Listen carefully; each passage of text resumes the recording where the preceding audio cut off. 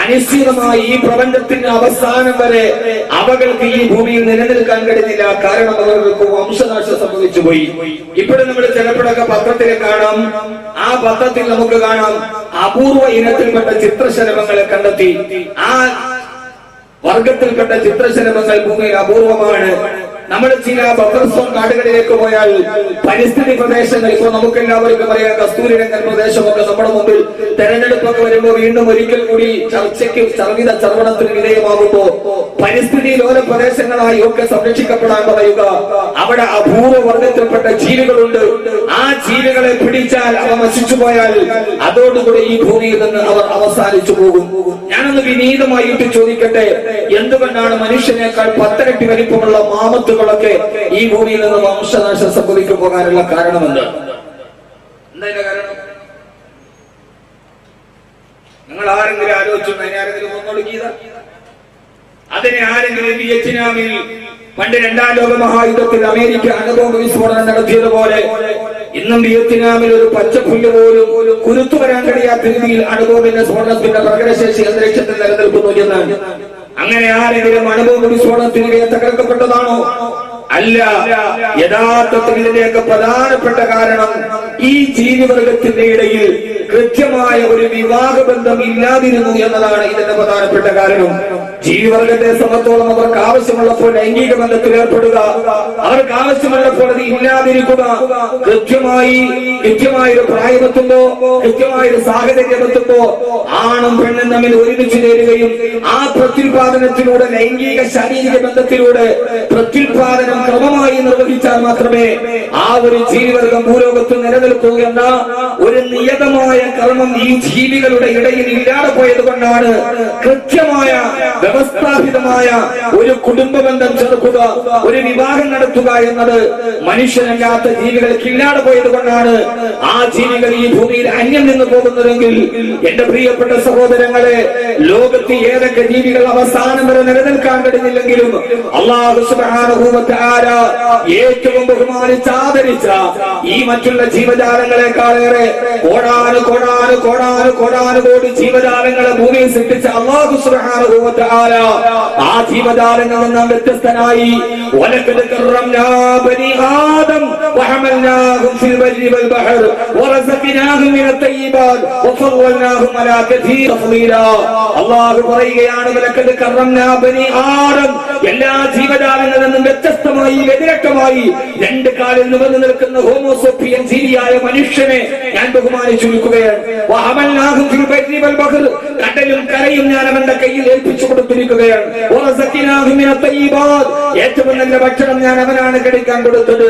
നായ കടിക്കുന്നത് പുഴുത്തു നാറിയതാണ്, മാൻ കടിക്കുന്നത് ആർക്കും വേണ്ടാത്ത പുല്ലുകളാണ്. പക്ഷേ ഈ ഭൂമിയിലെ ഏറ്റവും രുചികരമായ വിഭവങ്ങൾ ആസ്വദിക്കാൻ ഞാൻ ആസ്വാദനത്തിന്റെ സ്വാതന്ത്ര്യം കൊടുത്തത് ഞാൻ ആദരിച്ച മനുഷ്യനാണ്. മറ്റെല്ലാ ജീവജാലങ്ങളെക്കാളേറെ ധാരാളം വ്യത്യസ്തത കൊണ്ട് മനുഷ്യനെ ഞാൻ അനുഗ്രഹിച്ചിട്ടുണ്ട് എന്നല്ലാഹു പറഞ്ഞ ആ വ്യത്യസ്തതകൾ കൊണ്ട് അല്ലാഹു ആദരിച്ചതാണ് ഞാൻ ബഹുമാനിച്ച മനുഷ്യൻ. ഈ ഭൂമിയിൽ അവസാനം വരെ, പടിഞ്ഞാറ് നിന്ന് സൂര്യൻ ഉദിക്കുന്നത് വരെ മനുഷ്യവർഗം അവസാനം വരെ ഈ ഭൂലോകത്തുണ്ടാകണം. അവസാനം വരെ അല്ലാഹുവിന്റെ നാമം പറയാൻ. എന്തിനാണ് സഹോദരങ്ങളെ മനുഷ്യനേക്കാൾ 10 ഇരട്ടി വലിപ്പമുള്ള മാവനാശം സംഭവിച്ചപ്പോ ദിനോസറുകളെ കുറിച്ച് പിൽക്കാലത്ത് വരുന്ന ചരിത്ര കൗതുകൾക്കറിയാണ്. അതിന്റെ പ്രതിമകളുമായി ലോകത്ത് സ്വാധീനിക്കേണ്ടി വന്നപ്പോ മനുഷ്യൻ മാത്രം അവസാനം വരെ ഈ ഭൂലോകത്ത് നിലനിൽക്കണമെന്ന് അല്ലാഹു തീരുമാനിക്കാൻ കാരണമേതാ? അതാണ് ഹബീബായ നബി മുഹമ്മദ് മുസ്തഫ സല്ലല്ലാഹു അലൈഹി വസല്ലം പറഞ്ഞത്, ഈ ലോകം അവസാനിക്കുന്നുവോ ഹത്താ യഖൂലു അല്ലാഹ്. ഹൃദയാന്തരാളത്തിൽ നിന്ന് ഈമാനോടുകൂടി അല്ലാഹ് എന്ന് വിളിക്കുന്ന ഒരു മനുഷ്യൻ ഈ ഭൂമിയുടെ പുറന്തലിലുള്ളിടത്തോളം കാലം ഈ ലോകം അവസാനിക്കില്ല, ഈ ഖിയാമത്ത് നാളെ സംഭവിക്കുകയില്ല. അവസാനം വരെ പടിഞ്ഞാറ് നിന്ന് സൂര്യൻ ഉദിപ്പിക്കുന്നത് വരെ, പടിഞ്ഞാറ് നിന്ന് സൂര്യൻ ഉദിപ്പിക്കുന്ന രക്ഷിതാവിന്റെ നാമം പറയാൻ എന്റെ അടിമ മാർഗമായ മനുഷ്യൻ ഈ ഭൂലോകത്ത് നിലനിൽക്കണമെന്ന് അള്ളാഹുവിന് നിർബന്ധമുള്ളത് കൊണ്ടാണ് അള്ളാഹു സുബ്ഹാനഹു വ തആല മനുഷ്യരാശിക്ക് വംശനാശം സംഭവിച്ചു പോകാതിരിക്കാൻ അള്ളാഹു വിവാഹം എന്ന പവിത്രമായ കർമ്മത്തെ അവന് വ്യവസ്ഥാപിതമായിട്ട് അള്ളാഹു നിലനിർത്തി കൊടുത്തത്. ഈ മനുഷ്യൻ വിവാഹം കഴിക്കണം. അവനെങ്ങനായി സമൂഹത്തിൽ ജീവിക്കേണ്ടവനല്ല. വിശ്വാസി ബ്രഹ്മചാരിയല്ല. ബ്രഹ്മചാരി എന്റെ ചരിയിൽ നിന്ന് വെളിയിലേക്ക് പോയവനാണ്.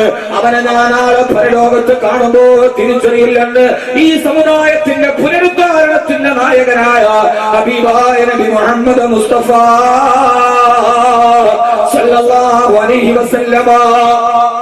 കാരണമെന്താ? ഈ മാനവരാശി അവസാനം വരെ നിലനിൽക്കണമെന്ന് മാത്രമല്ല, അതുകൊണ്ട് എന്റെ പ്രിയപ്പെട്ട സഹോദരങ്ങളോട് സഹോദരിമാരോട് വിവാഹമെന്ന പവിത്രമായ കർമ്മത്തെ മുഴുവൻ ലഘൂകരിക്കുന്ന, അതിനെ സാധാരണവൽക്കരിക്കുന്ന എന്ന് മാത്രമല്ല, അല്ലാഹു സുബ്ഹാനഹു വ തആല ഏറ്റവും പവിത്രമായി ലോകത്തോട് പറഞ്ഞ ഒരു വിവാഹത്തിലൂടെ ഒരു പെണ്ണ് നിന്റെ ജീവിതത്തിലോട്ട് കടന്നു വന്നാൽ ഭാര്യ ഭർത്താവ്, അതിലൂടെ പിന്നെ ഉണ്ടാകുന്ന മക്കൾ, ആ മക്കളിലൂടെ ഉണ്ടാകുന്ന ചെറുമക്കൾ, ഈ കുടുംബ ബന്ധം ഇവിടം കൊണ്ട് അവസാനിക്കാനുള്ളതല്ല. വളരെ പരിമിതമായ സമയത്തിന്റെ ഉള്ളിൽ പ്രതിസാരമായ ഒരു വിഷയം പ്രതിപാദിക്കേണ്ട ആകസ്മികതയുടെ നടുവിലിരുന്നു കൊണ്ടാണ് ഈ വിഷയത്തിലേക്ക് ഞാൻ കിടക്കുക. ആദ്യമായി നമ്മൾ മനസ്സിലാക്കേണ്ടത് അല്ലാഹു സുബ്ഹാനഹു വ തആല കുടുംബ ബന്ധത്തെ നിശ്ചയിച്ചിരിക്കുന്നത് ഇവിടത്തേക്ക് മാത്രമല്ല. നിന്റെ കിടപ്പറയിൽ പാതിരാ സമയത്ത് നിന്റെ ശരീരത്തിന്റെ ചൂടും പകർന്നു നൽകുന്ന ഒരു പെണ്ണിനെ ഒരു ഭാര്യ അല്ലാഹു നിനക്ക് നൽകിയാൽ ആ ഭാര്യയെ തലാഖെന്ന മൂന്നക്ഷരം കൊണ്ട് നിനക്ക് തോന്നുമ്പോൾ വെറുപെടുത്താനല്ല. കുടുംബ ബന്ധങ്ങൾ ഒരു കോടതി വരാന്തയിൽ അവസാനിക്കേണ്ടതല്ല. ഭാര്യ ഭർത്തൃബന്ധം ചില്ലറ ഇണക്ക പിണക്കങ്ങളുടെ ഇടയിൽ പാതിവടിയിൽ നിർത്താറുള്ളതല്ല.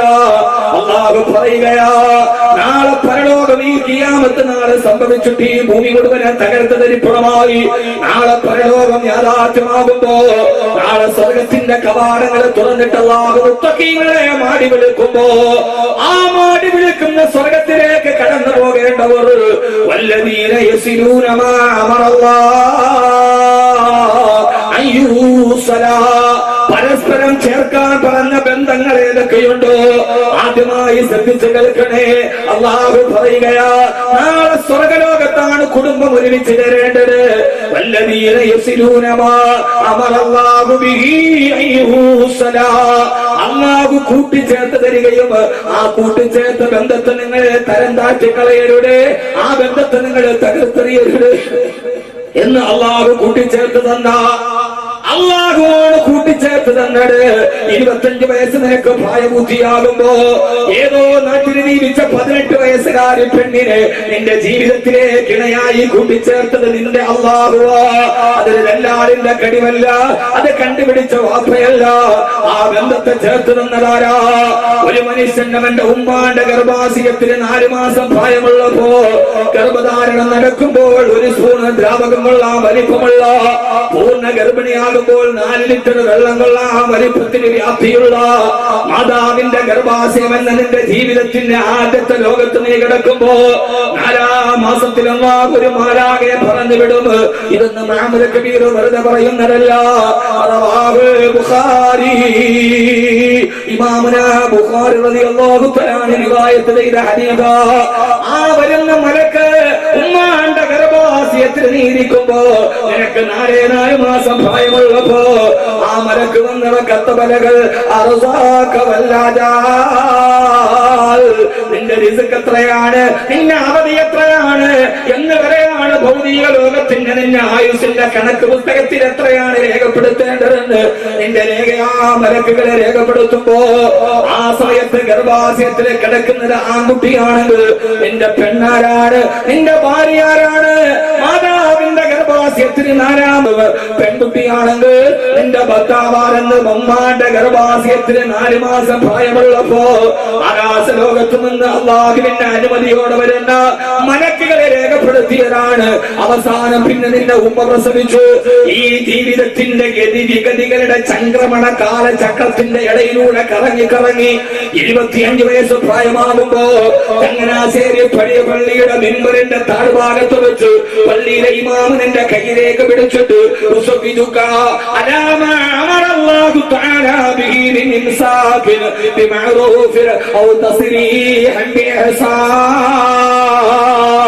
എന്നാ ജീവിതത്തിൽ കൂട്ടിമുട്ടുമ്പോ എന്റെ പ്രിയപ്പെട്ട ചെറുപ്പക്കാരെ, വിവാഹബന്ധത്തിന്റെ പവിത്രത അറിയാതെ വിവാഹചന്തയിലും മത്സര ബുദ്ധിയോടെ കോടികളെറിഞ്ഞ് പകട കളിക്കുന്ന സമുദായത്തിന്റെ വിവാഹത്തിന്റെ ആർഭാട ആനന്ദ ഉല്ലാസ കച്ചവട ഭോഗത്തിന്റെ നടുവ് എന്താണ് വിവാഹമെന്ന് തിരിച്ചറിയാൻ കഴിയാത്ത ആധുനിക സമുദായത്തോട് ഞാൻ പറയാ, അല്ലാഹു തീരുമാനിച്ചത് നടപ്പാക്കുന്നതാണ് വിവാഹം.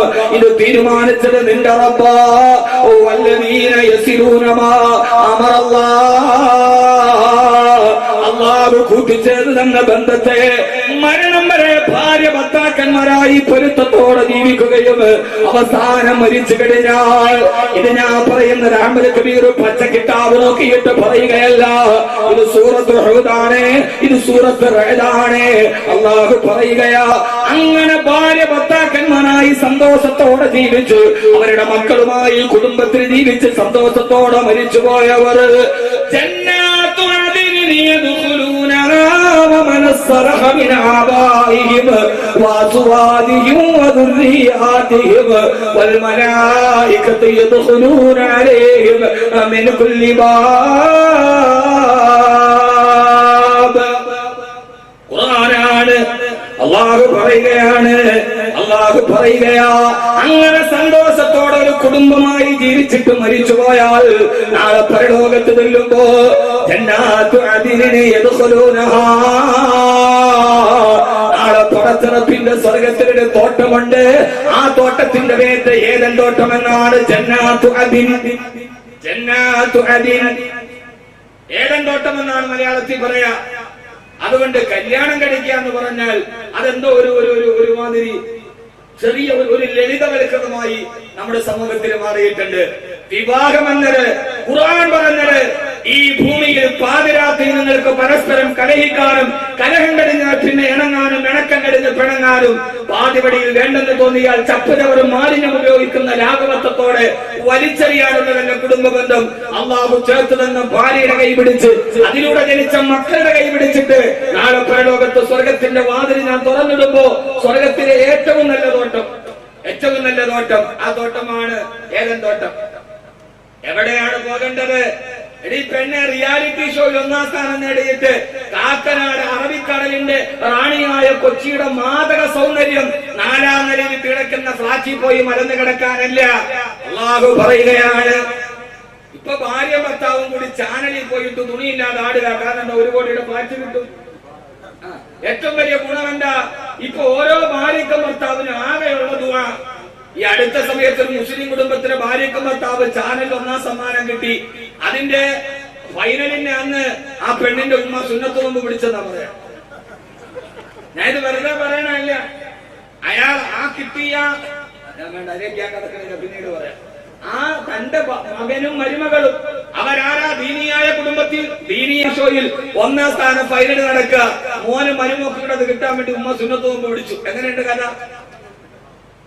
എങ്ങനെയുണ്ട് കഥ എന്ന് നിങ്ങളൊന്ന് ആലോചിച്ച് നോക്കി. എന്താ ഈ ദീനിന്റെയൊക്കെ അടിസ്ഥാനം? ഞാൻ പറയുന്നത് ഈ മനുഷ്യന് വല്ലാതെ എന്തൊക്കെ ബാധിച്ചു കളഞ്ഞിരിക്കുന്നു. ഭാര്യ ഭർത്താവ് മക്കൾ എന്ന ബന്ധത്തിന്റെ പവിത്രത അറിയില്ല. നിസ്കാരമുണ്ടോ?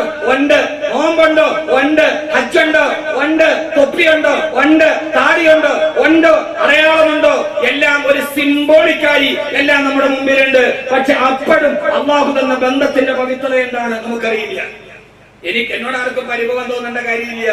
ഇയാൾ ആദ്യമായിട്ട് ചങ്ങനാശ്ശേരി വന്നിട്ട് ഇമാതിരി വർത്താനം പറയാൻ എന്താന്ന് തോന്നണ്ട. ഞാനൊരു പ്രബോധകനാണ്. ഈ മുരീദു ഇല്ലൽ ഇസ്ലാഹ വസ്തതഅതു വമാ തൗഫീഖി ഇല്ലാ ബില്ലാഹ് അലൈഹി തവക്കൽതു ഇലൈഹി ഉനീബ്. അതാണ് നമ്മുടെ മുമ്പിൽ. അല്ലാഹുവിന്റെ ദീൻ പറയുമ്പോൾ ചിലർക്ക് ഇഷ്ടപ്പെട്ടേക്കാം, ചിലർക്ക് ഇഷ്ടപ്പെടാതിരിക്കാം. ഇഷ്ടപ്പെട്ടവർ സ്വീകരിക്കാം, ഇഷ്ടപ്പെടാത്തവർ കല്ലെറിയാം. ആ കല്ലെറിയുന്നവരോട് വർത്താനം പറഞ്ഞിട്ട് കാര്യമില്ല. അത് കല്ലെറിയുന്നവർ കല്ലെറിയുക തന്നെ ചെയ്യും. കാരണം കല്ലെറിയുന്നവരുടെ സമൂഹത്തെയാണ്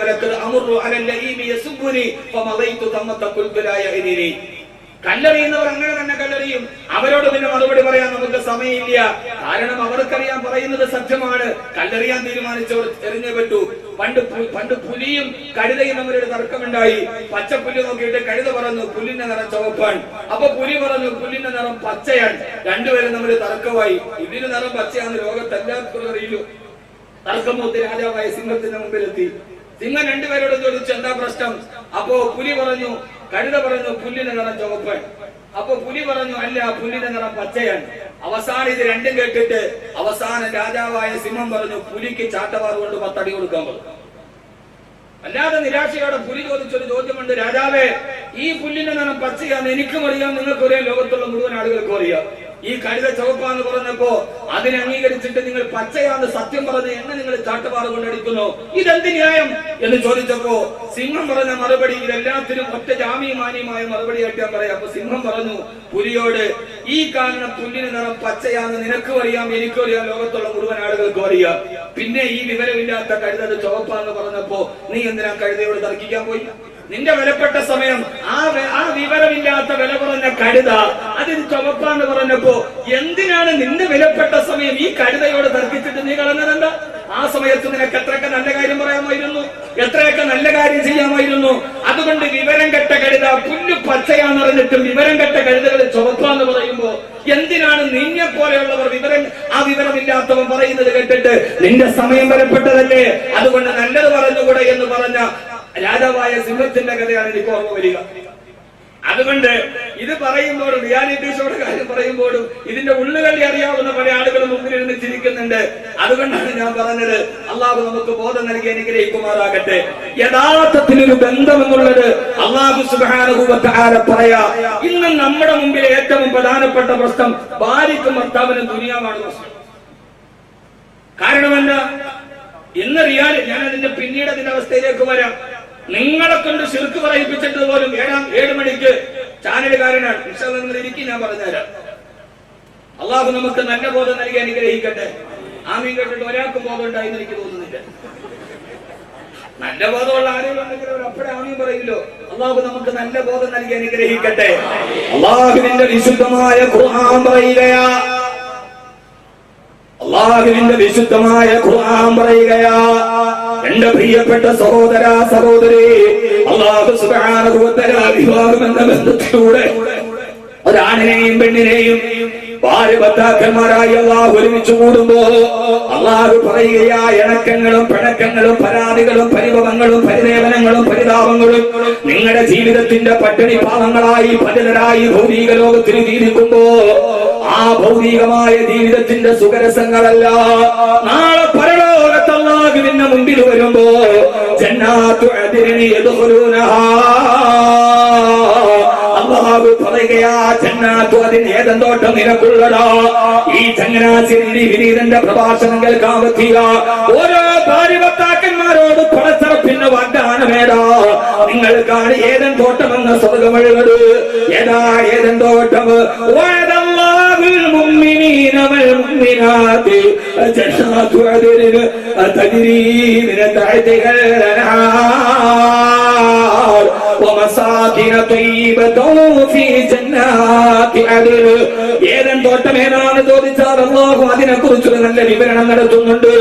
അല്ലാഹുവിനെ പൂർണ്ണമായി വിശ്വസിച്ച മുഅ്മിനീങ്ങളും മുഅ്മിനാത്തുകളും, അതായത് ഭാര്യയും ഭർത്താവും, അവർക്ക് വേണ്ടി ഞാൻ കാത്തുവച്ചിരിക്കുന്നത് ജന്നാത്തു അദ്നിൻ ഏതൻ തോട്ടമാ.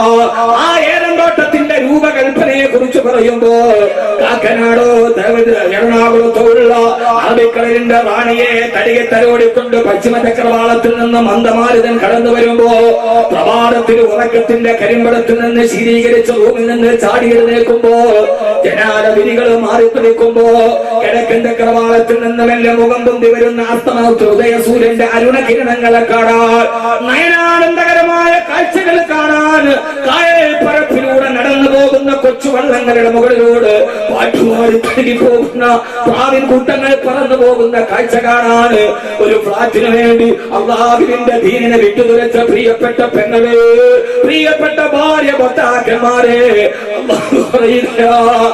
നാളെ നിങ്ങൾക്ക് ആ ഫ്ലാറ്റ് നിങ്ങൾക്ക് കിട്ടിയാലും എത്ര നാളാണ് അതിൽ താമസിക്കാൻ കഴിയുക, എത്ര നാളാണ് അതിൽ സുഖിക്കാൻ കഴിയുക?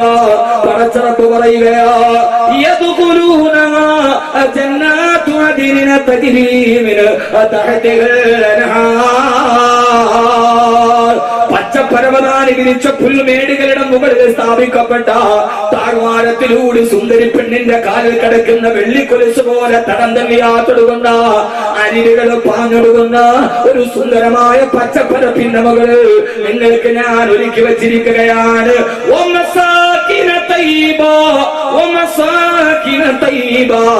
ഏറ്റവും നല്ല വില്ലകളാണ്. ഇത് അഹമ്മദ് കബീർ വെറുതെ അർത്ഥം വെച്ച് പറയുന്നതല്ല. സുന്ദരമായ ഊട്ടിയുടെ ഹരിതാഭമായ പകലിൽ മഞ്ഞുകണങ്ങൾ രാവിലെ സുപ്രഭാതത്തിൽ കൊച്ചു പച്ചപ്പുല്ലുകളോട് പണയത്തിന് മുത്തം കൊടുക്കുന്ന ഊട്ടിയിൽ നാം കാണുന്നത് പോലെ മൊട്ടക്കുന്നുകളുടെ മുകളിൽ സുന്ദരമായൊരു വീടിന്റെ ഉള്ളിൽ ഓരോ ഭാര്യക്കും ഭർത്താവിന് ഞാൻ അവസരം നൽകാ. അല്ലാഹുവേ അല്ലാഹുവേ ഞങ്ങളെ നീ അതിൽ പ്രവേശിപ്പിക്കണേ തമ്പുരാനെ. ഈ ദുനിയാവിലെ ജീവിതം ഒരു ജീവിതമല്ല. ഈ ദുനിയാ അഖല്ലു മിനൽ ഖലീലി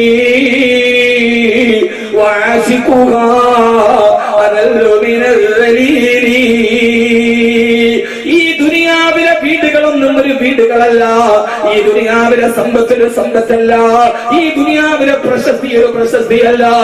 എന്നെ കേൾക്കുന്ന പ്രിയപ്പെട്ടവര്, 40 വർഷമായി 400ഓളം സിനിമകൾ അഭിനയിച്ച ടി മാധവൻ എന്ന കേരളത്തെ അത്ഭുതപ്പെടുത്തിയ തിരക്കഥാകൃത്ത സിനിമാ സംവിധായകനെ സിനിമാ നടരും അവരിന്ന് എവിടെയാ താമസിക്കുക?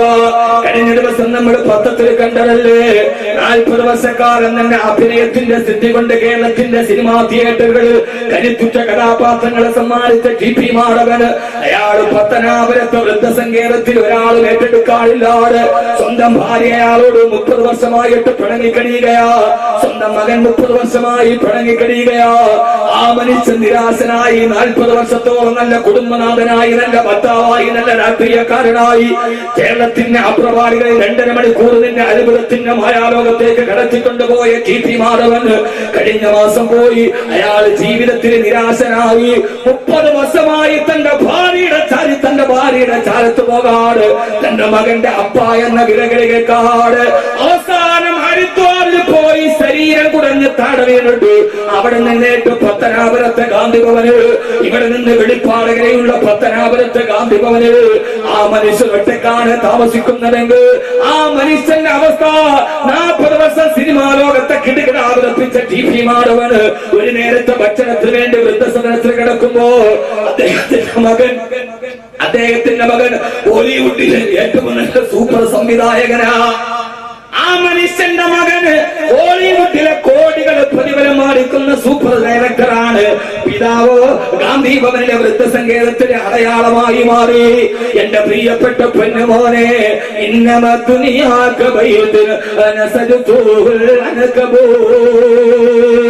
ഈ ദുനിയാവ് ചരന്തിയുടെ വല പോലെയാ.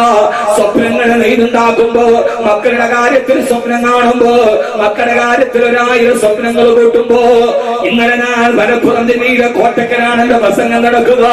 അവിടെ നിന്ന് ഞാൻ നേരെ യഥാർത്ഥത്തിൽ ഇന്നലെ കോട്ടക്കൽ പ്രസംഗിച്ചിട്ട് ഇന്ന് ചങ്ങനാശ്ശേരിയിൽ നിന്ന് പ്രസംഗം കഴിഞ്ഞിട്ടാണ് വീട്ടിലേക്ക് പോകേണ്ടത്. ആ ഷെഡ്യൂൾ ഇന്നലെ പൊടുന്നനെ ഞാൻ മാറ്റി കോട്ടക്കൽ നിന്ന് രാത്രിയിൽ വീട്ടിലെത്തി സുബഹിക്ക് സമയത്ത്. അവിടെ നിന്ന് വീണ്ടും 10-100 കിലോമീറ്റർ തിരിച്ചിങ്ങോട്ട് ഓടി. കാരണം ഇന്നലെ ഉച്ചയ്ക്ക് ഇതിനീടെ നേതൃത്വം നൽകുന്ന ഒറ്റപ്പാലത്ത് ഹിഫ്ളുൽ ഖുർആനിൽ എറണാകുളം ജില്ലയിലെ കൊച്ചിയിലുള്ള ഒരു ഉമ്മ എന്നെ കാണാനെത്തി. അവരുടെ കൂടെ സ്ഥിരമായിട്ട് എന്റെ വാതിൽ നടക്കുന്ന ആളുകളുണ്ട്. 6666 പേര് കയ്യിലൊതുക്കി പിടിച്ചിട്ട് ആ ഉമ്മ വന്നിട്ട് ഉസ്താദേ ദുആ ചെയ്യണം. എന്താ 2 കിഡ്നിയും തകരാറിലാണ്. ഇന്നലെ ടെസ്റ്റിൽ പറഞ്ഞു ഡയാലിസിസ് ചെയ്യണമെന്നാ പറഞ്ഞത്. ഞാൻ സ്വാഭാവികമായി ചോദിച്ചു ഷുഗർ ഉണ്ടായിരുന്നോ? ഇല്ല. ആ ഉമ്മ ചോദിച്ചു 2 കിഡ്നിയും തകരാറിലാവാനുള്ള കാരണം ഏതാ? അവര് പറഞ്ഞു എന്റെ പ്രഷറുകളില്ല. ഷുഗർ ഉണ്ടായിരുന്നു, ഷുഗർ ഇല്ല. പിന്നെന്താന്ന് ചോദിച്ചപ്പോ ആ ഉമ്മ പൊട്ടിക്കരഞ്ഞുകൊണ്ട് എന്നോട് പറഞ്ഞത്, ഉസ്താദേ എന്റെ ഭർത്താവ് 12 വർഷം മുമ്പ് മരണപ്പെട്ടു പോയി. ഞങ്ങൾക്ക് ആകെയുള്ളതൊരു പെണ്ണുമോള. 17ാമത്തെ വയസ്സ് വരെ എന്റെ ഭർത്താവ് നഷ്ടപ്പെട്ടു പോയാ എന്റെ പെണ്ണുമോളെ ഞാൻ എന്റെ ജീവിതത്തിന്റെ പ്രതീക്ഷയായി. 5ാമത്തെ വയസ്സിൽ എന്റെ മോളെ എന്റെ കയ്യിലേൽപ്പിച്ചിട്ട് ഭർത്താവ് പോയി. 17 വയസ്സ് വരെ കണ്ണിലെ കൃഷ്ണമണി പോലെ കാത്തു സൂക്ഷിച്ച മോൾ 17ാമത്തെ വയസ്സായപ്പോ അവരുടെ കല്യാണം അന്വേഷിച്ചവരുടെ മാതൃ സഹോദരങ്ങൾ കല്യാണം ഉറപ്പിച്ചു. വിവാഹത്തിന്റെ തലേ ദിവസം രാത്രിയിൽ തൊട്ടടുത്ത ഹൈന്ദവ ചെറുപ്പക്കാരന്റെ കൂടെ എന്റെ 17 വയസ്സായ പെണ്ണുമോൾ ഇറങ്ങിപ്പോയി. ഇന്നവൾക്ക് 2 മക്കളായി. അന്ന് മുതൽ എന്റെ ശരീരത്തിന് ടെൻഷൻ കൂടിയടാ. അന്ന് മുതൽ പ്രഷർ കൂടാൻ തുടങ്ങി. 17 വയസ്സ് വരെ മടിത്തട്ടിലെത്തി കൺമണിയെ പോലെ കാത്തു സൂക്ഷിച്ച മകൾ ജീവിതത്തിൽ ദുരന്തം നൽകി ഇറങ്ങിപ്പോയപ്പോ ആ ഒരൊറ്റ പ്രഷർ കാരണത്താൽ 2 കിഡ്നിയും തകരാറിലായിട്ട് ആ ഉമ്മ ഡയാലിസിസിന് വിധേയരാകുമ്പോ 6666 എന്റെ കയ്യിലെത്തും നെട്ടുസ്താറ് ധാരാളം കാര്യത്തിൽ ദുആ ചെയ്തിട്ട് ഭരിച്ചിട്ടുണ്ടല്ലോ. ഞാൻ ചോദിച്ചു, കിഡ്നി തകരാറായത് മാറലാണോ? അല്ല ഉസ്താദ്, ഡയാലിസിസ് ചെയ്യാൻ തുടങ്ങിയാൽ എനിക്ക് കൂടുതൽ ആയുസില്ലെന്ന് എനിക്കറിയാം. അതിനു മുമ്പ് ഞാൻ മരിക്കുന്നതിന് മുമ്പ് എന്റെ പൊന്നുമോളുടെ നാവിൽ നിന്ന് ഉമ്മ എന്നൊരു വിളി എനിക്ക് കേൾക്കാൻ തൗഫീഖ് നൽകാൻ. മരിക്കുന്നതിന് മുമ്പ് എന്റെ മകൾ എന്റെ അടുക്കൽ വന്നിട്ട് ഉമ്മ എന്ന് വിളിക്കുന്നത് കേട്ടിട്ട് എനിക്ക് മരിക്കണം. ഞാൻ എന്തിനായത് പറഞ്ഞതെന്നറിയോ? ഇന്ന ഫീ ദാലിക ലിൽഖറാ ലിമൻ കാന ലഹു ഖൽബുൻ സമഅ ഇന്ന ഫീ ദാലിക ലിൽഖറാ ലിഉലിൽ അൽബാബ്. ചിന്തിക്കുന്നവർക്ക് ഈ പറഞ്ഞതിന് ദൃഷ്ടാന്തമുണ്ട്. നാളെ നമ്മുടെ മക്കൾ നമുക്ക് പ്രയോജനം ചെയ്യണമെന്നില്ല, നമ്മുടെ ഭാര്യ നമുക്ക് പ്രയോജനം ചെയ്യണമെന്നില്ല, നമ്മുടെ ഭർത്താവ് നമ്മുടെ മനസ്സിന് സമാധാനം നൽകണമെന്നില്ല. എല്ലാം ഒരു മായ പോലെ തകർന്ന് തരിപ്പണമാകുമ്പോ എല്ലാം തകർന്നു പ്രണയവും ദുഃഖവും വല്ലായ്മകളും വഴക്കും പിണക്കവും ചൊല്ലിപ്പകർത്തും കവിതയും കൊച്ചു കൈത്തണ്ട മിന്നിച്ച കടികാരമന്ത്രവും എല്ലാം തകർന്നു പ്രണയവും ദുഃഖവും വല്ലായ്മകളും വഴക്കും പിണക്കവും ചൊല്ലിപ്പകർത്തും കവിതയും കൊച്ചു കൈത്തണ്ട മിന്നിച്ച കടികാരമന്ത്രവും തൊട്ടുപുറകിൽ കിടക്കുന്ന കടികാരത്തിന്റെ സൂചി നിന്നു എന്ന് തോന്നുമ്പോ പച്ചപ്പൊട്ട നിന്റെ പുറകിൽ കിടക്കുന്ന കടികാരത്തിന്റെ സൂചി നിന്നതല്ല, നിന്റെ ശരീരത്തിന്റെ ശ്വാസം നിന്ന് പോയതാണ്. ആ കടികാരത്തിന്റെ മുമ്പിൽ നിന്നെ മരിച്ചിട്ടും മണ്ണിലേക്ക് കൊണ്ടുപോകാൻ കടത്തിയതാണ്. എന്റെ പ്രിയപ്പെട്ട സഹോദരങ്ങളെ, അതുകൊണ്ട് എനിക്ക് നിങ്ങളോട് പറയാറുള്ളത്, സന്തോഷത്തോടെ ഭാര്യയും ഭർത്താവും തമ്മിൽ ജീവിച്ചിരിക്കുമ്പോ ഒരു സുപ്രഭാതത്തിൽ ചെറുപ്പക്കാരിയായ ഭാര്യയെ തനിച്ചാക്കി ഭർത്താവ് 6 അടി മണ്ണിലേക്ക് പോയി കഴിഞ്ഞാൽ ഭർത്താവ് മരിച്ചതിന് ശേഷവും ആ ഭർത്താവിനോടുള്ള ജീവിതത്തിന്റെ സുഖദുഃഖത്തിന്റെ തത്വസ്മരണകളുമായി ദിനരാത്രങ്ങൾ തള്ളി നീക്കി തന്റെ ഭർത്താവിന് വേണ്ടി ദിക്ർ ചെയ്ത് ദുആ ചെയ്ത് ജീവിച്ചിരിക്കുന്ന ഒരു പെണ്ണിന് പിന്നെ ആ ഭർത്താവിനെ ഒരിക്കലും കാണാൻ കഴിയില്ലെങ്കിൽ ആ പ്രതീക്ഷയോടെയുള്ള ജീവിതത്തിന് എന്ത് അർത്ഥമാണുള്ളത്? ജീവിതത്തിന്റെ ഇടപെടിയിൽ ഭാര്യ നഷ്ടപ്പെട്ടു പോയി. ആ ഭാര്യയെ പിന്നീട് ഒരു കല്യാണം കഴിക്കാതെ ഭാര്യ ഒത്തിട്ട് ആ ഭാര്യ പ്രസവിച്ചതെന്ന മക്കളെ വളർത്തി ഭർത്താവ് കാത്തിരുന്നാൽ ഇനി ഒരിക്കൽ കൂടി ആ ഭർത്താവിനെ തന്റെ കണ്ണുകൊണ്ട് കാണാൻ കഴിയില്ലെങ്കിൽ പ്രതീക്ഷയോടെയുള്ള ജീവിതത്തിന് എന്ത് അർത്ഥമാണുള്ളത്?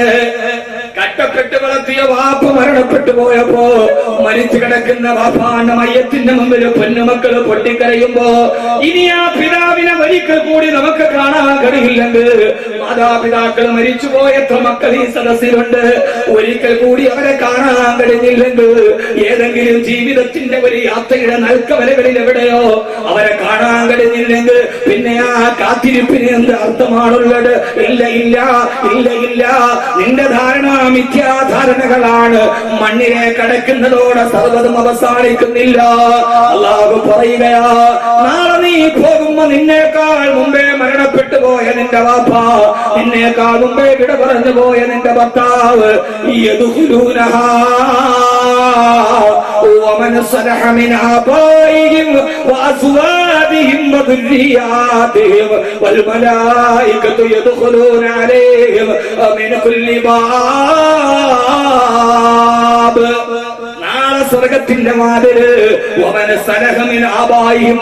നിന്റെ സാലിഹീങ്ങളായ മാതാപിതാക്കൾ, വാസുവാദിയും നിന്റെ സാലിഹത്തായ ഭാര്യ, സാലിഹായ ഭർത്താവ്, വദുരിയാതിഹിം നിന്റെ സാലിഹീങ്ങളായ പൊന്നുമക്കൾ. ഇതാണല്ലോ കുടുംബം, ഇതാണ് സ്വർഗത്തിലെ കുടുംബം, ഇതാണല്ലോ കുടുംബം, മാതാപിതാക്കൾ. ഇതാണ് ഞാൻ എന്റെ വിഷയത്തിന് പേരിട്ടത് സ്വർഗത്തിലെ കുടുംബം. സൂറത്ത് ഹൂദ്, സൂറത്ത് റാഅദ്. അല്ലാഹു പറയുകയാണ്, നിന്റെ സ്വാലിഹീങ്ങളായ മാതാപിതാക്കൾ, വാസുവാദിയും സാലിഹീങ്ങളായ ഭാര്യഭർത്താക്കന്മാർ, വദുരിയാത്തിയും നമ്മുടെ പൊന്നുമക്കളും, അവരെല്ലാവരും സ്വർഗത്തിന്റെ ഏദൻ തോട്ടത്തിൽ സുന്ദരമായ സ്വർഗത്തിന്റെ വീട്ടിൽ അല്ലാഹു ഒരിക്കൽ കൂടി നമ്മൾ ഒരുമിച്ച് കൂട്ടും. പള്ളിപ്പറമ്പിൽ വ്യത്യസ്ത ഖബറുകളിൽ ചിതറിപ്പോയവർ, പള്ളിക്കാട്ടിലെ കാരടി മണ്ണിലേക്ക് പോയവർ, അവർ ഓരോരുത്തരും മരണത്തോടെ പഴയ പള്ളിയിലെ ഖബർസ്ഥാനിൽ അങ്ങിങ്ങായി മൺകൂനകളിൽ വിശ്രമം നടത്തുമ്പോ അവസാനം നമ്മളെ എല്ലാവരെയും ഒരുമിച്ച് ചേർക്കുന്ന ഒരു ദിവസമുണ്ട്. ആ ദിവസമാണ് യൗമ നഹ്ശുറുൽ മുത്തഖീന ഇലാ റഹ്മാനി വഫദാ.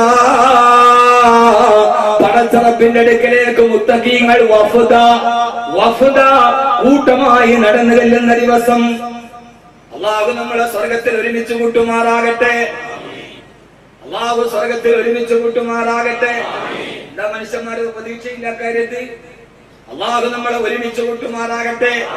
ഏറ്റവും നല്ല വില്ല സ്വർഗത്തിലാണ്. മസാകിന തയ്യിബ. എന്നാണ് ഫ്ലാറ്റ് എന്നല്ല. ഫ്ലാറ്റിൽ അത്ര സുഖം ഉണ്ടാവില്ല, കാരണം മുകളിൽ കിടക്കുന്നവരെ കീഴെ കിടക്കുന്നവരെ കണ്ടുകൂടാ. സ്വർഗത്തിൽ ഫ്ലാറ്റ് ഇല്ല. എന്തുകൊണ്ട് ഉണ്ടോ ഇല്ലോ ഫ്ലാറ്റ്? കാരണം ഫ്ലാറ്റിൽ കിടക്കുന്നവന്, മേളിൽ നിൽക്കുന്നവന്, കീഴെ കിടക്കുന്നവനോട് അസൂയല്ല കുശുമ്പ് ഉണ്ടാവും. പടച്ചോനെ, അവന് സ്റ്റെപ്പ് ഒന്നും കയറണ്ടല്ലോ, ഞാനൊരു അത്യാവശ്യത്തിനോടി വന്നാൽ സ്റ്റെപ്പ് കയറി മുകളിൽ പോകണം, അല്ലെങ്കിൽ ഇറ്റു വരുന്നവരെ കാത്തിരിക്കണം. എന്റെ അടുക്കളയിലെ ചപ്പലവർ കീപ്പോട്ടിടാന്ന് പറ്റില്ല, കാരണം അവൻ വഴക്കുണ്ടാവും. അതുകൊണ്ട് 1ാം നിലയിൽ ഫ്ലാറ്റിൽ താമസിക്കുന്നവന്, 10ാം നിലയിൽ താമസിക്കുന്നവന്, ഫ്ലാറ്റ് താഴെ താമസിക്കുന്നവനോട് അസൂയല്ല. അസൂയാണെങ്കിൽ ഇവൻ കൊടുത്തതിന്റെ പകുതി പൈസ കൊടുത്തിട്ടുള്ളൂ ഫ്ലാറ്റിന്. കുശുമ്പ് എന്താ പറയാ? കുശുമ്പ്. അപ്പൊ സ്വർഗത്തിൽ ഫ്ലാറ്റ് ഉണ്ടാവില്ല. കാരണമല്ല, സ്വർഗത്തിൽ കുശുമ്പില്ല.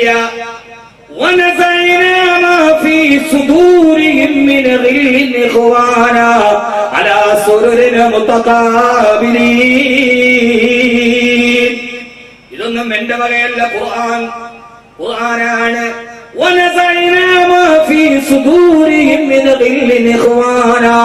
സ്വർഗത്തിന് കടന്നാൽ അവരവരുടെ ഹൃദയത്തിലുള്ള കുശുമ്പിനെ അല്ലാഹു എടുത്തു മാറ്റിക്കളയും. സ്വർഗത്തിൽ കുശുമ്പില്ല.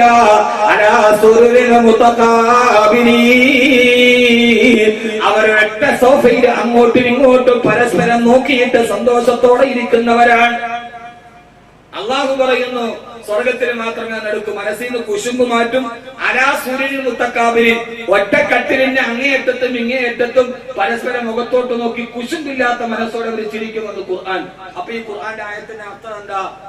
ഒരു കട്ടിലിന്റെ അപ്പുറത്തും ഇപ്പുറത്തും, ഒരു മേശയുടെ അപ്പുറത്തും ഇപ്പുറത്തും മനസ്സിൽ കുശുമ്പില്ലാതെ മുഖത്തോട് മുഖം നോക്കി ചിരിക്കാൻ കഴിയണമെങ്കിൽ അത് സ്വർഗത്തിലെ പറ്റൂ, ദുനിയാവിൽ പറ്റൂല. അതുകൊണ്ട് എല്ലാം കൂടെ ഒന്നിക്കലും വലിയ പാടാണ്.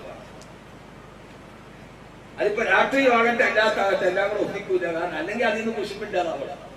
ഇത് രണ്ടുപേരും തമ്മിൽ ഒത്തിക്കണമെങ്കിൽ മാഫി സുദൂരിഹിം മിനൽ ഇല്ലെന്ന് പറഞ്ഞാൽ കുശുമ്പ്.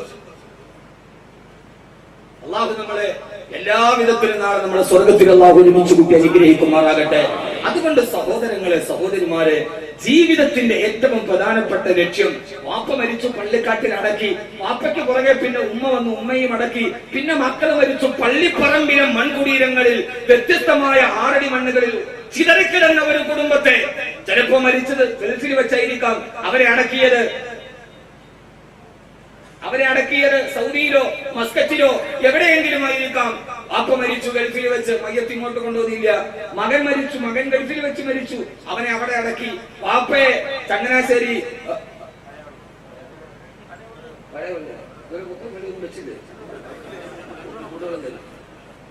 ഇപ്പോഴും പഴയ പള്ളി എന്ന് പറയാം. പണ്ടങ്ങാണ്ട് ഒരു ഹജ്ജിന് ഇപ്പോഴും ആദ്യം ഹജ്ജിന്ന് വിളിക്കാന്ന് പറഞ്ഞാൽ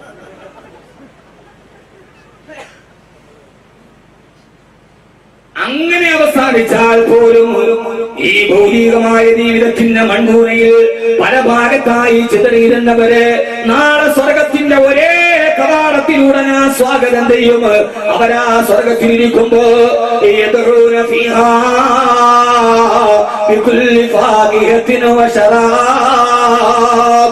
അവരാഗ്രഹിച്ചതെല്ലാ സഹോദരങ്ങളെ ആഗ്രഹിച്ചതൊക്കെ ദുനിയാവിൽ കിട്ടില്ല. നമ്മളേതൊക്കെ ആഗ്രഹിച്ചോ, നമ്മുടെ ശരീരത്തിൽ നമ്മുടെ ഹൃദയത്തിന്റെ ഉള്ളിൽ ഏതൊക്കെ ആഗ്രഹങ്ങളാ. മന്ത്രിയാകണമെന്ന് ആഗ്രഹമുണ്ട്, പക്ഷെ നടക്കൂല. മോനെ വെള്ളം ചൂടുവെള്ളം കൊടുക്കാനുള്ള ഭാഗമായില്ല. എന്താണ് ചുക്ക് കാപ്പി? അൽഹംദുലില്ലാ, കേട്ടോണ്ട് കസേരയിൽ ചുമ്മാ കയ്യും വീശിയിരിക്കുന്നവര് ചുക്ക് കാപ്പി, കരട് വെള്ളമാക്കി പറയണതാണ് ചൂടുവെള്ളം. ഇതാണ്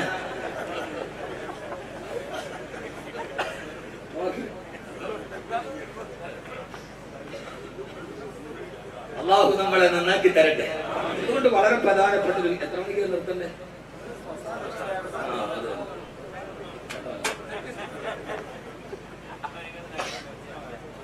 അള്ളാഹു നമ്മളെ സ്വീകരിക്കുമാറാകട്ടെ. അതുകൊണ്ട് വളരെ പ്രധാനപ്പെട്ട ചില കാര്യങ്ങൾ, ചിരിയോ കളിയോ തമാശയോ ഒന്നുമല്ല. ഈ വാക്കുകൾ അർത്ഥവത്താകണം.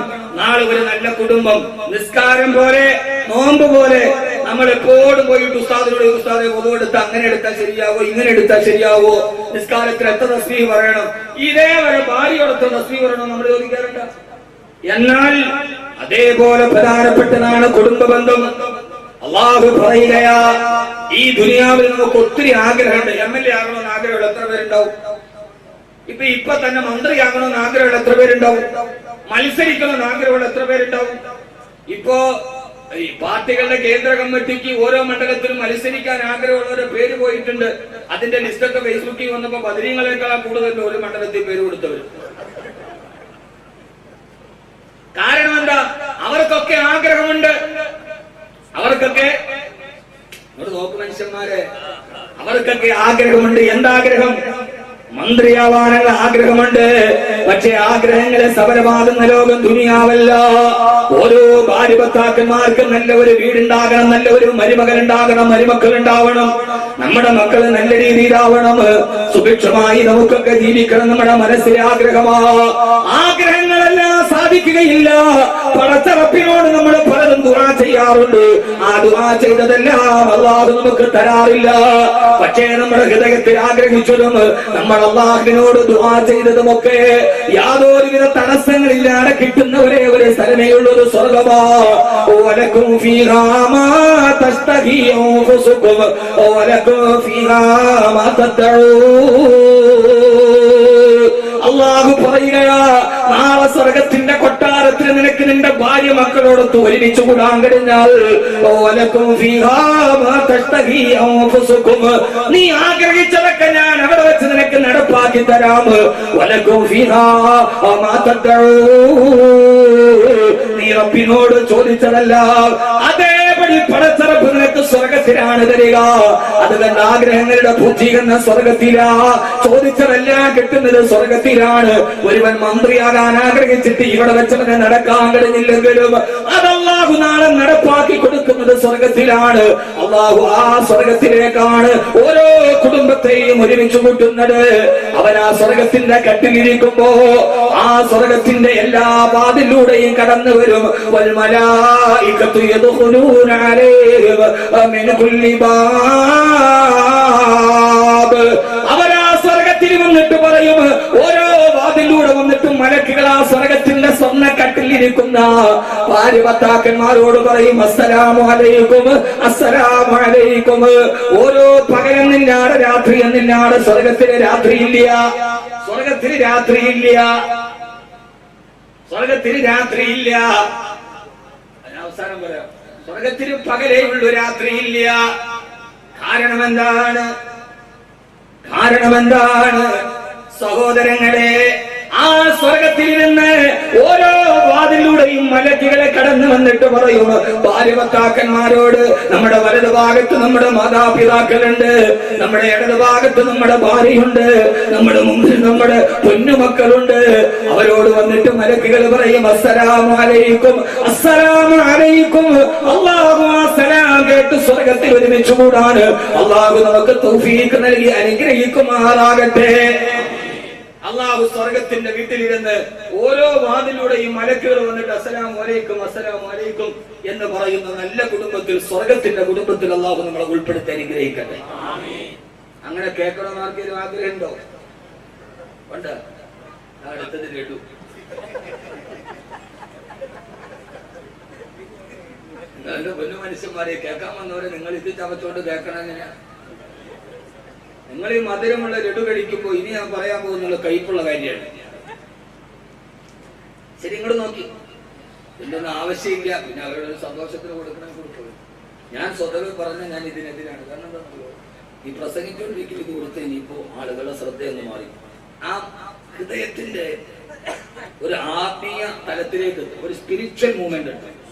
ആ മൂവ്മെന്റ് അതൊരു ആത്മീയ, മലയാളത്തിൽ പറയുക, ഒരു സ്പിരിച്വൽ മൂവ്മെന്റ്, ഒരു ആത്മീയ ആന്തോളനം എന്ന് പറയും. ആ സാധനം നഷ്ടപ്പെട്ടു പോകും. പിന്നെ ലഡുവിലേക്കായി, അതിനകത്ത് ഉറുമ്പുണ്ടോ നോക്കാതെ ഏതെങ്കിലും ഒരാൾ തിന്നു, പിന്നെ ഉറുമ്പിലേക്കായി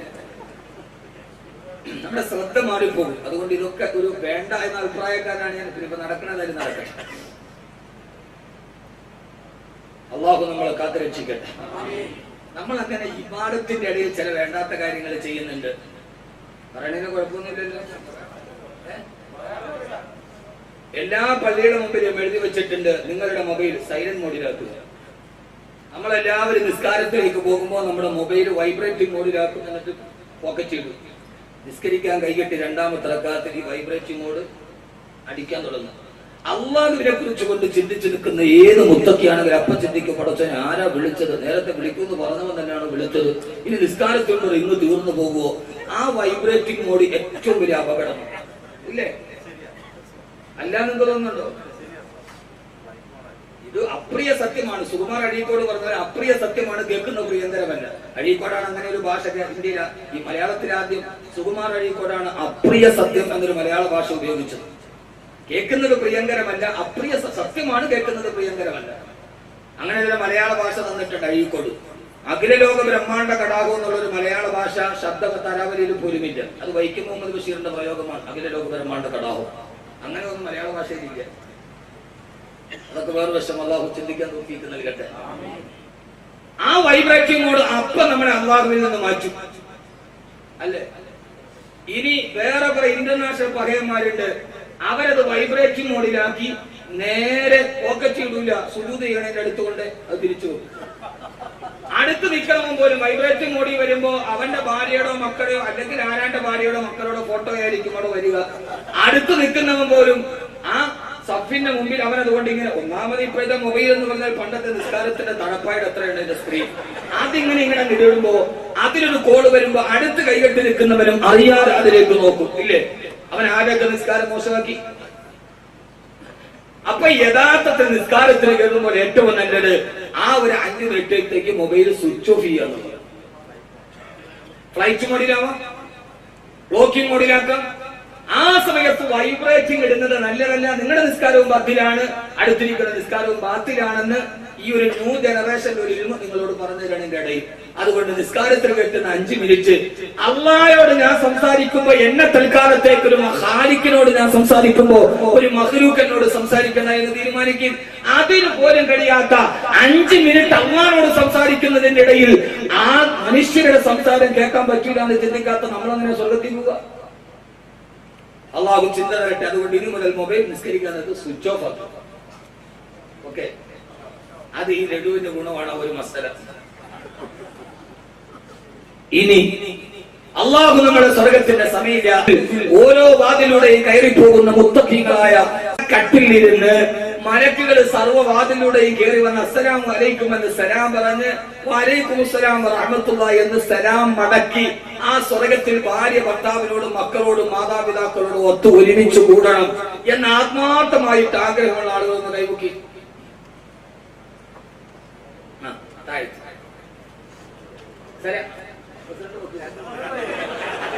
പ്രസിഡന്റ് 2 കൈ പൊക്കി, 2 ഭാര്യമാരുണ്ട്. അപ്പൊ യഥാർത്ഥത്തിൽ അദ്ദേഹത്തിന്റെ ഭാര്യ നല്ല ഭക്ഷണം ഉണ്ടാക്കി തന്നിട്ടുണ്ട്. അവർക്ക് കൈറും പറക്കത്ത് ചെയ്യണം. അപ്പോ സമയത്ത് പറയാൻ സമയം വളരെ തോന്നുന്നു. എല്ലാവരും ആത്മാർത്ഥതയോടെ കൈപൊക്കി. ഇനിയാണ് പ്രധാനപ്പെട്ട കാര്യം. ആത്മാർത്ഥതയോടെ കൈപൊക്കിയത് ഇതേ ഭാര്യമാരെ തന്നെ അല്ലാഹു നാളെ സ്വർഗത്തിൽ നൽകി അനുഗ്രഹിക്കട്ടെ. ഇല്ലേ ആമീൻ? പണ്ടാരെ ഇവിടെ ഇടങ്ങേറായി സ്വർഗത്തിൽ പോകുന്നു വരും വിചാരിച്ചിട്ട് അത് നമ്മുടെ ഒരു തെറ്റിദ്ധാരണയാണ്. ഈ ഭാര്യ എനിക്ക് സ്വർഗത്തിൽ വേണ്ട, കാരണം അവൾക്ക് എനിക്ക് ഇഷ്ടപ്പെടാത്ത ചില സ്വഭാവങ്ങൾക്കുണ്ട്, അതുകൊണ്ട് സ്വർഗത്തിൽ എനിക്ക് ഹൂറണി മദീന നമ്മൾ ചിന്തിക്കുക. സഹോദരങ്ങളിൽ തെറ്റൻ. ഈ ഭാര്യയെ തന്നെ അള്ളാഹു സ്വർഗത്തിൽ തരുമ്പോ ആ ഭാര്യയ്ക്ക് എന്തെങ്കിലും ദുസ്വഭാവം ഉണ്ടെങ്കിൽ അള്ളാഹു ഇത് മാറ്റിയിട്ട് ഏറ്റവും നന്നാക്കിയാണ് സ്വർഗത്തിൽ തരിക. അതുകൊണ്ടല്ലേ ദുആ ചെയ്യുന്ന അബ്ദുൽ ഖുദാറൻ ഖൈറൻ മിൻ ദാരിഹി വാഹിലൻ ഖൈറൻ മിൻ അഹ്ലിഹി വസൗദൻ ഖൈറൻ മിൻ സൗദിഹി. ഇതിനേക്കാൾ ഉത്തമയായ ഭാര്യ എന്ന് പറഞ്ഞാൽ ഭാര്യക്ക് ഭർത്താവിന് എന്തെങ്കിലും ദുസ്വഭാവം ഉണ്ടെങ്കിൽ അത് അള്ളാഹു മാറ്റും, ഭാര്യയ്ക്ക് എന്തെങ്കിലും ദുസ്വഭാവം ഉണ്ടെങ്കിൽ അള്ളാഹു അത് മാറ്റും. എന്നിട്ട് നല്ല സ്നേഹത്തോടെയുള്ള ഭാര്യ ഭർത്താക്കന്മാരായിട്ട് സ്വർഗത്തിൽ തരിക. അതുകൊണ്ട് അള്ളാഹു നമ്മുടെ ഇതേ ഭാര്യമാരെ നൽകി അനുഗ്രഹിക്കട്ടെ. ആമീൻ പറ. ഇവിടെ അടുത്തു ഹൂർലിങ്ങൾ മതി എന്ന് പറഞ്ഞാൽ നീ പൊട്ടനാണ്. ആദരവായ റസൂലുള്ളാഹി സ്വല്ലല്ലാഹു അലൈഹി വസല്ലം പറഞ്ഞു, ഈ ദുനിയാവിലെ പെണ്ണ് സാരികത്താണെങ്കിൽ നാളെ അവൾ സ്വർഗത്തിൽ വന്നാൽ സ്വർഗത്തിലെ ഹൂറി പെണ്ണുങ്ങളെക്കാൾ 700 ഇരട്ടി സൗന്ദര്യം കൂടുതലുള്ളത് ദുനിയാവിലെ സാരികത്തായ പെണ്ണിനാണെന്ന് ഹബീബായ നബി മുഹമ്മദ് മുസ്തഫ. നാളെ ഹൂറിങ്ങളെക്കാൾ സ്വർഗത്തിലെ സൗന്ദര്യമുള്ളത് ദുനിയാവിലെ ഭാര്യക്കാണ്, അവള് സാരികത്താണെങ്കിൽ. അതുകൊണ്ട് സഹോദരങ്ങളെ, സഹോദരിമാരെ, നാളെ സ്വർഗത്തിന്റെ കവാടത്തിൽ ഇരുന്നിട്ട് മലക്കുകള് സലാം പറയുമ്പോ ആ സ്വർഗവാസികൾ ചോദിക്കുമത്രേ, എന്തിനാണ് എല്ലാ വാതിലൂടെ കടന്നു വന്നിട്ട് നിങ്ങൾ ഞങ്ങളോട് സലാം പറയുന്നത്? അള്ളാഹുവിന്റെ സമാധാനം നിങ്ങൾക്ക് കിട്ടട്ടെ എന്ന് പറയുന്നത്. ഇവിടെയാണ് നമ്മുടെ സ്വർഗത്തിന്റെ കുടുംബത്തിന്റെ മർമ്മപ്രധാനമായ ഭാഗത്തേക്ക് കടന്നു ചെല്ലുക. ആ സമയത്ത് ഖുർആൻ പറയുകയാ, ആ മലക്കുകൾ പറയും, സ്വർഗത്തിൽ വന്നിട്ട് നിങ്ങൾക്ക് ഞാൻ സലാം പറയുന്നത് എന്തിനെന്നറിയോ? നാളെ സ്വർഗത്തിലും മരണമില്ലാത്ത സ്വർഗത്തിലെ ഭാര്യ സന്താനങ്ങളോടൊത്തും മക്കളോടൊത്തും ഒരുമിച്ച് കൂടണമെന്ന് ആഗ്രഹം പറഞ്ഞപ്പോ 2 കൈകളും ആവേശത്തോടെ പൊക്കിയ എന്റെ പ്രിയപ്പെട്ട മുഅ്മിനീങ്ങളെ, അവര് പറയുമത്രേ ഭാര്യ ഭർത്താക്കന്മാരോട്, സലാമുൻ അലൈക്കും ബിമാ സബർതും വനിഅമ ഉഖ്ബദ്ദാർ. ഇത് സൂറത്ത് റഅദാണ്. വ്യക്തമായി വായിച്ചു നോക്കുക. ഖുർആൻ വ്യക്തമായി പറയാ, സലാമുൻ അലൈക്കും, അല്ലാഹുവിന്റെ സമാധാനം നിങ്ങൾക്ക് കിട്ടട്ടെ. ബിമാ സബർതും, ഈ ദുനിയാവിൽ ഒന്നിച്ച് ജീവിച്ചപ്പോ നിങ്ങൾ ധാരാളം ക്ഷമിച്ചവരാണല്ലോ, നിങ്ങൾ ധാരാളം ക്ഷമിച്ചവരാണല്ലോ. ഭാര്യ ഭർത്താക്കന്മാരും കുടുംബത്തോടൊത്ത് നാളെ സ്വർഗത്തിൽ ഒരുമിച്ച് കൂടണമെന്ന് അതിന്റെ പരമപ്രധാനമായ അടിസ്ഥാനമായി ഖുർആൻ പറഞ്ഞത് ബിമാ സബർതും. കുടുംബ ജീവിതത്തിൽ ക്ഷമിക്കാനും സഹിക്കാനും പൊറുക്കാനും മറക്കാനുമുള്ള ഒരു സാന്നിധ്യമുള്ളവനാരോ ഭാര്യയുടെ ഭാഗത്തു നിന്ന് എന്തെങ്കിലും ഉണ്ടായാൽ അത് ക്ഷമയോടെ നേരിടാൻ കഴിയുന്നവന്, ഭർത്താവിന്റെ ഭാഗത്തു നിന്ന് എന്തെങ്കിലും ഉണ്ടായാൽ അത് ക്ഷമയോടെ സഹനത്തോടെ നേരിടാൻ കഴിയുന്നവരാരോ ഞാൻ നിങ്ങളോട് ഓർമ്മിപ്പിക്കുകയാ. കുടുംബജീവിതം ദുഷ്കരമാണ്, കുടുംബജീവിതം പ്രതിസന്ധികളാണ്, കുടുംബജീവിതം പ്രയാസങ്ങളാണ്. ആ കുടുംബജീവിതത്തെ ഒരു കുടുംബനാഥനായി ക്ഷമിച്ചും സഹിച്ചും നാളെ സ്വർഗത്തിൽ തന്റെ കുടുംബത്തെ എത്തിക്കാൻ കഴിയണമെങ്കിൽ വമാ യുലഖാഹാ ഇല്ലല്ലദീന സബറൂ വമാ യുലഖാഹാ ഇല്ലാ ദൂ ഹദ്ദിൻ അദീം. നാളെ പരലോകത്തിന്റെ സ്വർഗത്തിലെത്തണമെങ്കിൽ ബിമാ സബർതും, ഭാര്യയും ഭർത്താവും ക്ഷമിക്കാൻ തയ്യാറാവണം. ക്ഷമയില്ലാത്തവൻ എത്തുകയില്ല. മലക്കുകൾ പറയും, നിങ്ങൾക്ക് ഞങ്ങളെ സലാം പറയുന്നത് എന്തെന്നറിയുമോ? ബിമാ സബർതും, നിങ്ങൾ ക്ഷമിച്ച കാരണത്താൽ. കൈവക്കിയിട്ട് കാര്യമില്ല, മുഖ്യവന് ക്ഷമയെങ്കിലും ഉണ്ടാവണം. പാരിപത്യ ജീവിതം എന്ന് പറയുന്നത് ക്ഷമയുടേതാണ്. നമ്മൾ പരസ്പരം അങ്ങോട്ടും ഇങ്ങോട്ടും പെട്ടെന്ന് ദേഷ്യപ്പെടുന്നവരാ.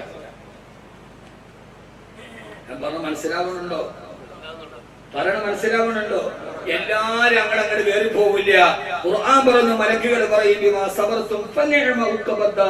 ഏറ്റവും നല്ല വീട് അല്ലാഹു സ്വർഗത്തിൽ നിങ്ങൾക്ക് തന്നത് നിങ്ങൾ പരസ്പരം സ്നേഹിച്ചത് കൊണ്ടാണ്. നമുക്ക് സ്നേഹം ഉണ്ടാവില്ല. ഒന്ന് പറഞ്ഞ് രണ്ടാമത്തേതിന് നമുക്ക് വല്ലാതെ ദേഷ്യമാണ്. ഞാൻ കുറച്ച് ഭാര്യ ഭർത്താക്കന്മാരുടെ കഥ പറഞ്ഞു തരാം. നിങ്ങൾ കേൾക്കൂലിരുന്നത് ഉറങ്ങാണോ? ഇത് കേട്ടിട്ട് നിങ്ങൾ ഉറങ്ങിയ പിന്നെ നിങ്ങൾക്ക് നിത്യ ഉറക്കത്തിന് സമാധാനം ഉണ്ടാവില്ല. ഭാര്യയും ഭർത്താവും എന്ന് പറഞ്ഞാൽ ഭാര്യ ഒന്ന് തെറ്റി ഇവളെ ഒഴിവാക്കിയിട്ട് അടുത്തതിനെ കെട്ട 4 വരെ അള്ളാഹു അനുവാദം തന്നിട്ടുണ്ടല്ലോ എന്ന ആശ്വാസത്തിൽ നടക്കുകയാണ് നമ്മൾ. ഒന്നിനെ ഒഴിവാക്കി അതിനേക്കാൾ നല്ലതിനെ കിട്ടണമെന്നില്ല. ഒരേ സമയത്ത് തന്നെ 4 കെട്ടാൻ അനുവാദം തന്നാലും വാഹിദ ഒരു പെണ്ണിനോടൊത്ത് സന്തോഷത്തോടെ സമാധാനത്തോടെ ജീവിക്കലാണ് ജീവിതത്തിന്റെ ഏറ്റവും നല്ല ഖൈർ. എന്റെ ഒരു പെണ്ണ് 4 കെട്ടാന്ന് ഖുർആൻ വന്നാലും ഇവള് കെട്ടാൻ സമീപിക്കില്ല. ഈ പെണ്ണുങ്ങളുടെ ശൈലി എന്താണെന്നറിയോ? ജീവിച്ചിരിക്കുമ്പോ 4 അനുവാദം തന്നെങ്കിലും കെട്ടാതെ നിങ്ങൾ സമ്മതിക്കില്ല. എടി ഞാൻ ഒന്നുകൂടി കെട്ടിക്കോട്ടെ, നിങ്ങൾ ധൈര്യമായിട്ട് കെട്ടിക്കോളൂ, എന്താ കുഴപ്പം? വലിയ സന്തോഷമാവും. പിന്നെ അവള് പറയും കെട്ടിയിട്ട് പിന്നെ ഇങ്ങോട്ട് വന്നേക്കരുത്, അങ്ങോട്ട് വരും.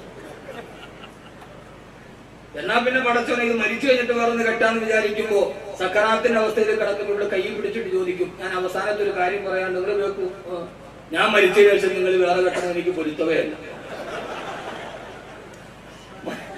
മരിക്കാൻ നേരത്തെ ഞാൻ പൊരുത്തം തരാതെ ഉള്ളൂ. പക്ഷേ ഇതൊന്നുമല്ല. നമ്മളൊക്കെ വിവാഹത്തെ എനിക്ക് 4 വരെ കെട്ടാം, ഖുർആൻ വാദം തന്നിട്ടുണ്ട്, ഞാൻ അത് ചെയ്യും ഇത് ചെയ്യും എന്നൊക്കെ പറഞ്ഞ് നമ്മൾ വിവാഹത്തെ ഏതാണ്ട് ബാർട്ടർ സമ്പ്രദായം പോലെ പണ്ട് അരി കൊടുത്തിട്ട് പഞ്ചസാര വാങ്ങിക്കണമാതിരി നമ്മൾ അങ്ങനെ മാറ്റാമെന്ന് കരുതുകയാണ് വിവാഹം എന്ന പവിത്രമായ ബന്ധത്തെ.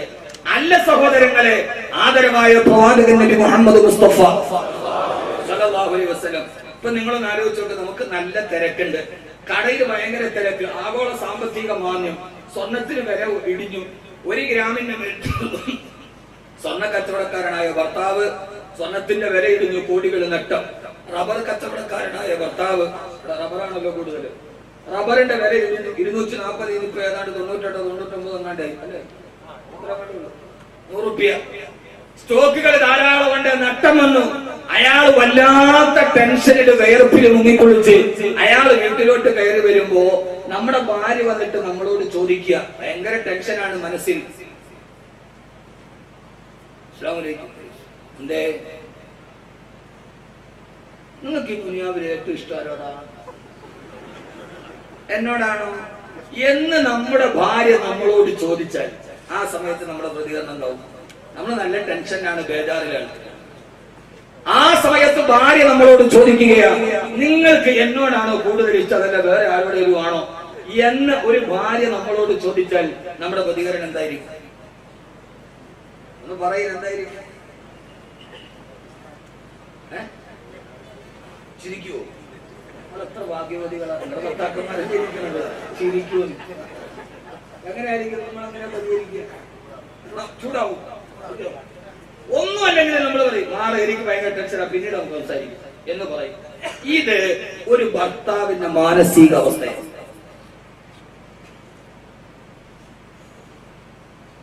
പക്ഷേ ലോകങ്ങളുടെ ഏറ്റവും മാതൃകാപരമായ ജീവിതം നയിച്ച ഭർത്താവ്, ലോകത്തിലെ ഏറ്റവും തിരക്കുള്ള ഭർത്താവിനെ നിങ്ങൾക്ക് ഞാൻ പരിചയപ്പെടുത്തി തരട്ടെയോ?